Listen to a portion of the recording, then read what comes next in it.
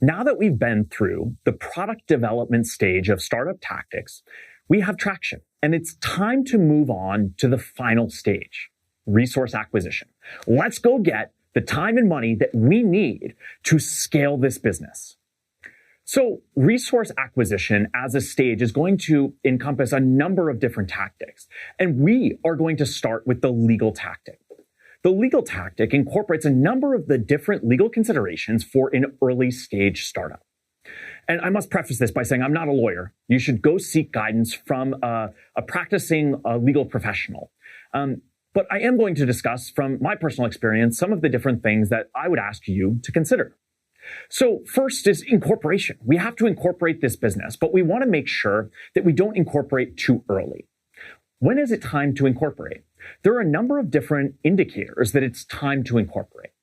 Things like selling to your first customer to bring revenue in the door. At that point, we need to make sure that we're incorporated. We're going to need a bank account, for example. We might also incorporate if we're beginning to employ other people. We're going to need contracts that we can put in place showing that our organization, incorporated organization, employs these individuals.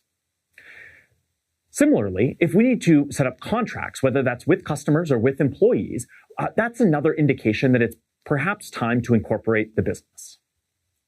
Additionally, if we want to file for intellectual property, we'll want to make sure that our company owns that intellectual property. That's another indicator that it's probably time to incorporate. These are some of the different indicators it's time to incorporate. And once it is time, we need to understand the different types of legal structures that we can use to set this organization up. There are, in the United States, a number of different types of business formations that you can use. We see most commonly LLCs, limited liability companies, or C corporations set up. The most common, if you believe that your innovation-driven enterprise, your IDE, is likely to be a venture-backed company, would be to set up a C corporation in the state of Delaware. There are a variety of tools that you can use online to do this, and you might also choose to go and work with a legal professional, a lawyer, to file this incorporation paperwork. Representation is incredibly important.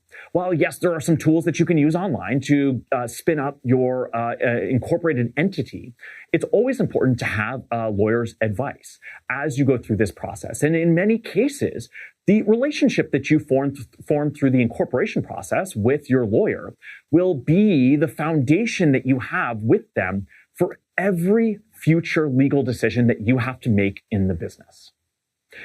When you incorporate, there are a number of considerations for your team. The most important is perhaps equity. Who owns what percentage of the company? You want to make sure, most of all, that you have an equity structure set up amongst the founding team that is one that everybody will be comfortable with and motivated by, not just in the short term, but for the long term as well. This is a 7 to 10 year marathon that you are running together. You want to make sure that everybody's incentivized in the short and the long term. Additionally, the team needs to consider who will serve as directors of this organization. And this is not a decision to be made lightly.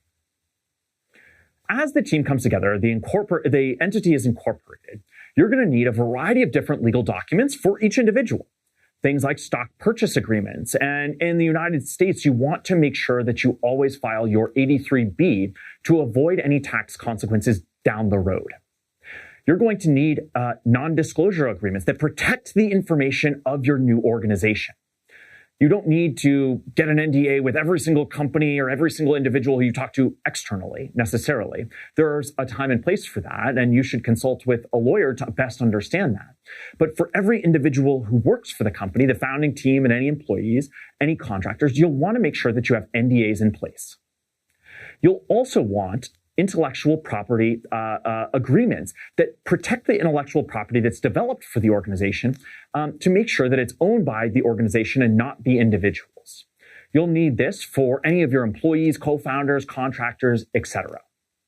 And as an organization, through the incorporation process, through onboarding your different co-founders or team members, your contractors, And for all of the different customers who you sell to, any other engagements that you have as the business grows, you're going to need a variety of different legal documents. And those are legal documents that a lawyer can help you with. And you may even choose to use some of the different online resources and tools to put these documents together, to fill in the blanks in many of the templates that are available to you. This legal tactic gets us the structure that we need to begin pursuing the rest of the resource acquisition process. One of the other times when you may need to incorporate is once you've raised funding. To raise funding, you're going to need that entity incorporated. And that's what we're working towards here in the resource acquisition stage. Next up, we're going to begin to look at the finance. How do we build the financial model, the pro forma that looks 5 years ahead to tell the story of how this business will become scalable?